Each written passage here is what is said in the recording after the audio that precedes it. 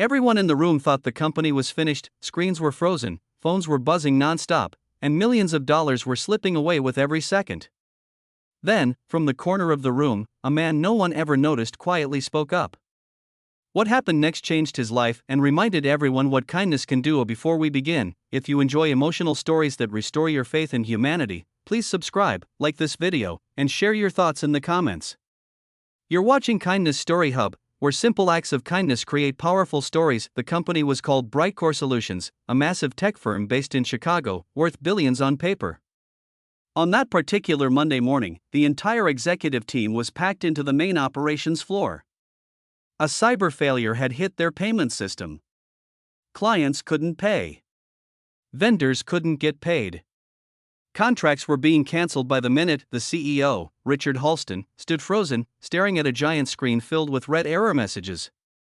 Analysts whispered numbers under their breath. Someone finally said it out loud: if we don't fix this in the next 10 minutes, losses could cross $100 million. Panic spread like wildfire. In the middle of all this chaos, the janitor continued mopping the floor. His name was Daniel Reyes. Daniel was a 38-year-old single father who worked the night shift in early mornings cleaning offices most people never noticed. He wore worn-out sneakers, a faded blue uniform, and carried the quiet exhaustion of a man who had been raising his 8-year-old daughter alone since his wife passed away 3 years earlier. Every morning before work, Daniel made Sophia breakfast, packed her lunch, and walked her to the neighbor's apartment so she could get to school. He never complained. Life had been hard, but he believed in showing up with kindness anyway. As executives argued loudly, Daniel stood near a server room door, pushing his mop back and forth. He wasn't eavesdropping on purpose, but it was impossible not to hear. The backup failed. The firewall locked us out. The authentication loop is crashing the system. Daniel stopped mopping, his eyes lifted toward the screen. Years ago, before life took a difficult turn, Daniel had been a systems engineer. He had worked in IT for over a decade. But when his wife fell sick, he took time off to care for her. After she passed, grief and responsibility collided. He needed a job with flexible hours and immediate income. Cleaning paid the bills. Pride took a back seat to survival. Still, his mind never forgot what it knew. He hesitated. Who would listen to a janitor? Daniel looked down at his mop, then thought of Sophia. He thought of how she always told him, "Dad, you help people. Even when they don't see you." He cleared his throat softly. I think I know what's happening." No one heard him, the room was too loud. Daniel raised his voice just a little. "Excuse me." Silence fell, not because they wanted to listen, but because the CEO turned around, irritated. "Yes?" Richard said sharply, clearly annoyed by the interruption. Daniel's hands shook. "I don't mean to interrupt. But the error pattern on the screen, it looks like a recursive authentication loop caused by a timestamp mismatch between servers." The room went still. One engineer laughed nervously. "How would you know that?" Daniel swallowed. "Because I've seen it before. If you manually sync the primary and secondary servers and bypass the automated handshake for 60 seconds, it should unlock the system." Richard stared at him. "You're the janitor?" "Yes, sir." Another executive whispered, "This isn't the time for jokes." Daniel felt his face burn. "I'm not joking. I used to work in systems engineering. I'm just trying to help." The CEO looked at the clock.